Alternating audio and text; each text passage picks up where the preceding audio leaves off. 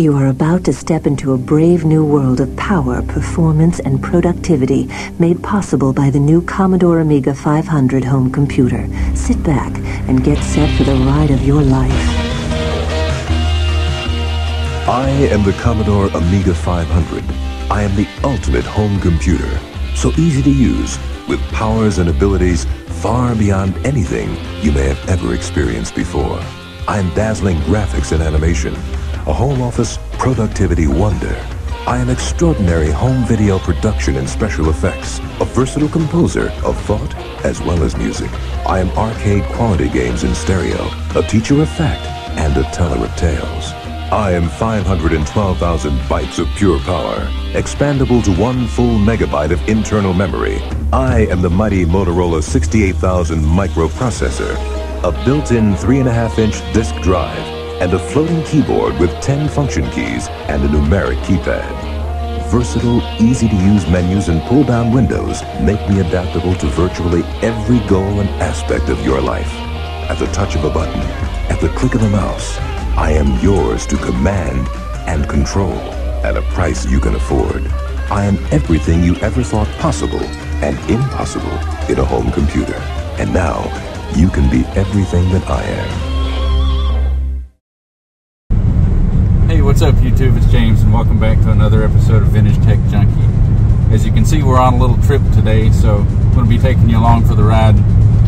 Little story about a month ago. I've been casually looking for a Commodore Amiga for a very long time. And so about a month ago, a guy reached out to me and said, hey, I've got an Amiga 1000 for sale. He was in Little Rock, Arkansas. So just so happened I was planning a trip from Texas to West Virginia in the following month for Christmas, so I talked to him and we agreed on a price for the Amiga, and I agreed that I would pick it up on my way to West Virginia in Little Rock. But a week ago, the guy texts me back and says, hey, it was in storage, I can't find it. He said, I'll keep looking for it. So I messaged him a couple days ago, he didn't answer, so he basically ghosted me.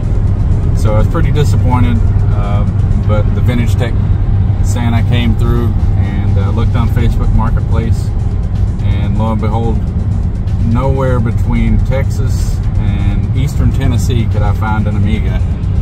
But thankfully, someone on the far eastern side of Tennessee and right along my trip had an Amiga for sale, so I'm going to stop by and pick it up, and we'll unbox it and take a look at it a little bit later.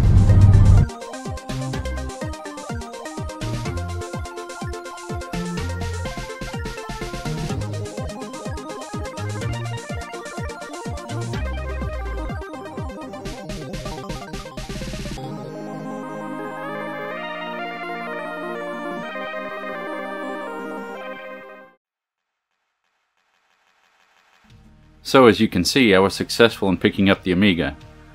I messaged the gentleman named Wes about it at about 11 p.m. last night when I stopped for the night. I was still about 8 hours away from Johnson City, and thankfully he messaged me back and called me early the next morning, and we made arrangements for me to stop and pick it up on my way. He was a super nice guy, and part of the fun of this hobby is getting to meet nice, interesting people like Wes. Now, Wes informed me that he used to collect a lot of interesting vintage tech, but this one has been sitting in the basement for quite some time.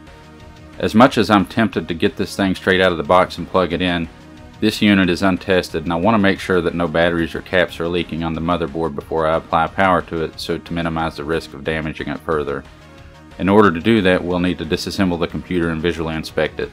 Plus, I just wanted to get a peek at the inside of it anyway. So, I've never owned an Amiga before, despite always wanting one. Ever since I got my first computer, a Commodore 64 back around 1986, I've had the opportunity to dream about owning such an advanced machine while glaring at the advertisements in computer magazine pages like a kid with the Sears Christmas catalog. This computer really has been a purple unicorn for me. Every potential opportunity that I have of obtaining one, something always happens and it never works out. Now I'm over the moon that I finally got one, but like a dog chasing a car, I really don't know what to do with it once I finally have it. Plus, this one didn't come with any software or anything, and I have no Amiga discs. So we'll just check it out and see if it powers up. Kickstart should be in ROM, so I should at least be able to get a boot screen. I'll be making many more videos with this machine in the future as we add mods such as a GoTech USB drive and others, so be sure to subscribe for updates. Despite the box being in a little bit of rough condition, and I'm so happy it came with the original box, the machine itself looks to be really clean. We're just going to open it up and take a look inside. To do that, we're going to need to flip it over and remove 6 screws, 3 at the top and 3 at the bottom. Then we can flip it back over and remove the top plastic cover. The case screws appear to be Torx head screws. I used a size T10 that seemed to work fine. You'll also need a small Phillips screwdriver, some other screws as well. Again, I had never taken one of these apart before, so I took my time to make sure that I didn't damage anything unnecessarily.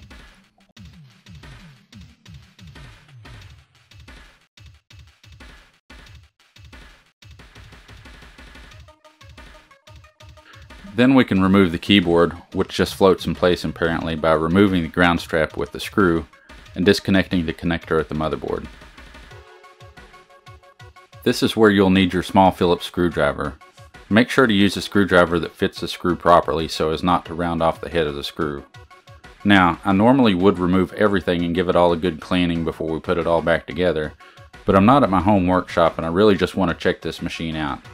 We will save the cleaning and perhaps a retro bright for a future video. For now, a quick visual inspection will suffice. Then we'll need to get the metal RF shield off, and there are just a couple of screws holding it in place, but it took me a minute to figure out what else was holding it.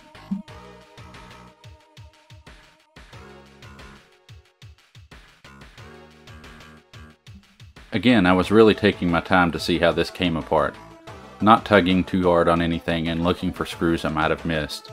Sometimes these machines will have a screw or two hiding in inconspicuous places, so it's very important to check and adjust along the disassembly process so as not to accidentally snap something. Having no previous experience with these machines, I could have done a quick Google search to see how this all comes apart, but it was really pretty straightforward. If I had gotten stuck somewhere, that's exactly what I would have done.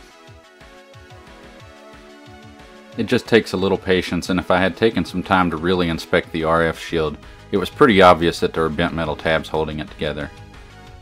There are metal tabs that are bent down to hold it in various places around the shield. Using a knife, I bend these vertical and the shield slides right off. Now with the shield off, I can see most of the motherboard, but not all of it because there are still some components underneath the 3.5-inch floppy drive, so we'll need to remove that. The RF shield in the lower right hand corner appears to cover whatever's placed in the expansion slot, so there's no need to remove that one. Once I remove the floppy drive, we should be able to see everything. I will now remove the floppy drive by removing 3 screws from underneath and then disconnecting the drive and the power cables from the motherboard. I initially just removed 2 screws but realized that there was a 3rd screw holding this in place. Again, patience is key, and typically things aren't that tight a fit on these machines, so if something doesn't come out easily, chances are there's a hidden fastener somewhere.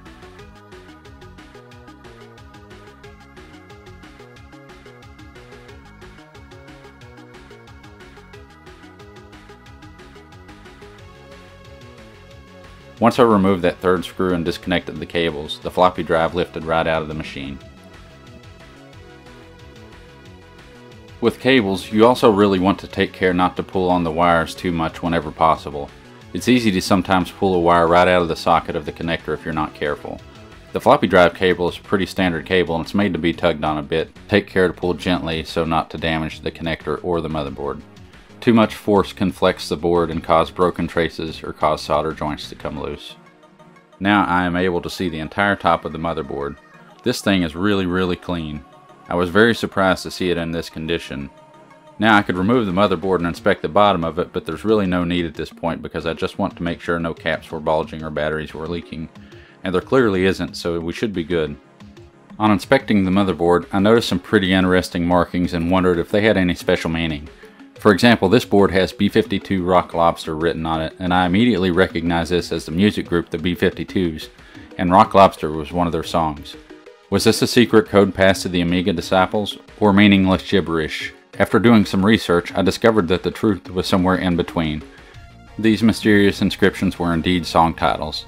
The tradition was started by George Robbins, the man responsible for most of the low-end Amiga systems, and continued by other Commodore employees. Robbins' handiwork was immediately recognizable by the B-52 song title.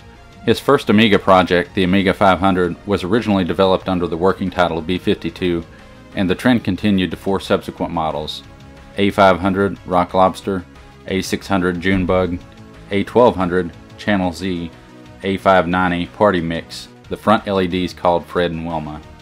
Another interesting chip was inscribed Fat Agnes. The Agnes chip played a prominent role. She is one of the 3 main chips from the Amiga original chipset. She controls RAM addressing as well as key components of the visual display, particularly video timing.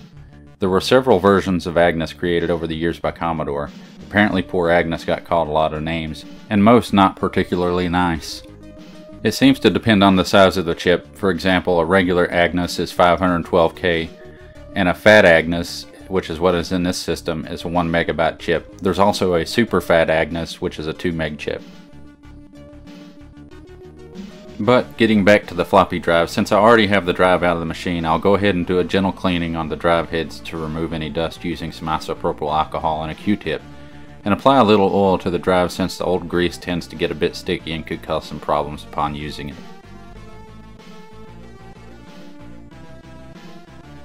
Now that we have the drive cleaned and lubed, we can reassemble it and put the machine back together so we can smoke test it. I don't really plan on using the floppy drive that much, if at all, since I plan on installing a piece of hardware called a GoTech USB drive, which is essentially a floppy drive emulator that allows you to use a USB memory stick in place of a floppy disk. Since I don't already have a collection of Amiga floppy disks, this will allow me to explore and really test out software on this machine.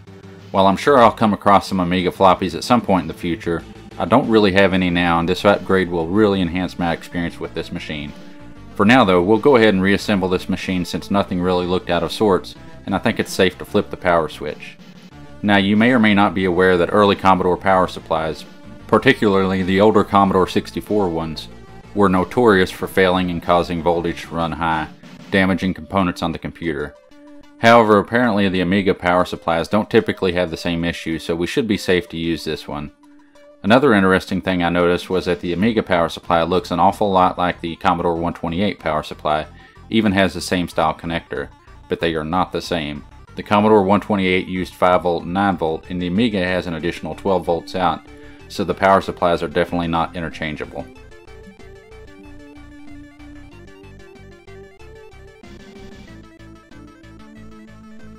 Reassembling the machine is simply the reverse of disassembly. There wasn't that many screws to remove, so it wasn't difficult to keep track of what went where. Had this been a more complex disassembly, I would have sorted the screws appropriately, but since it was a quick disassemble and reassemble, I remembered where everything went. The hardest part of reassembly was really the floating keyboard placement. Once I reconnected the ground wire and the keyboard connector, it was a matter of letting it rest in the proper place and using the top cover to get it to sit back in the proper position.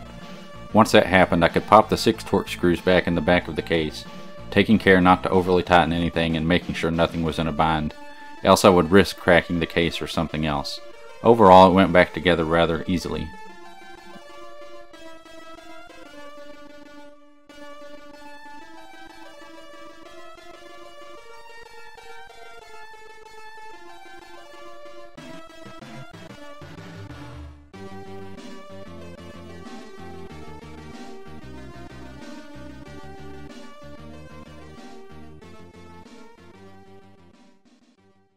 Another cool thing about this setup was that it came with a monitor, a Commodore 1084S.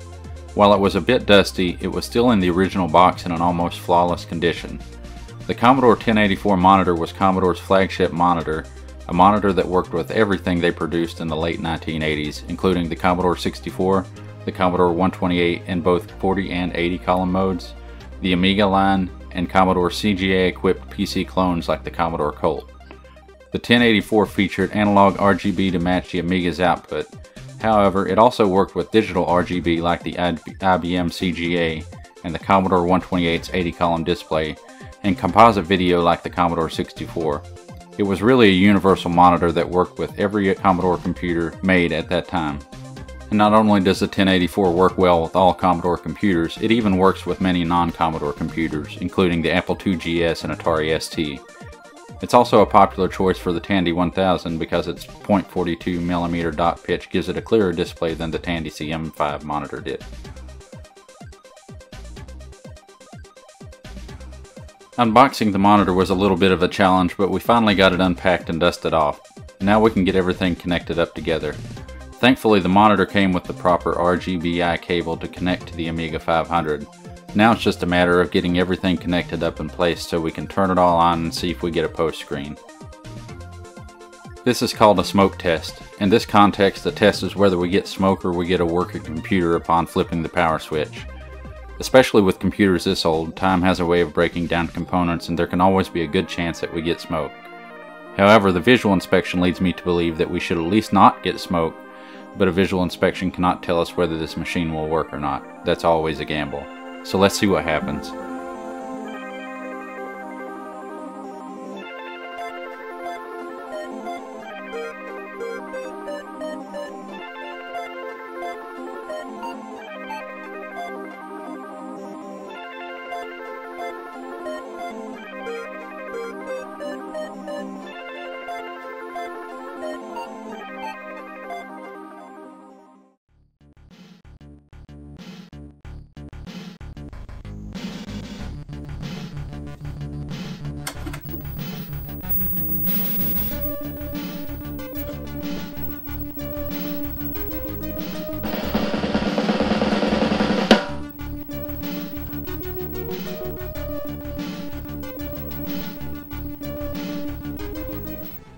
Well, there you have it.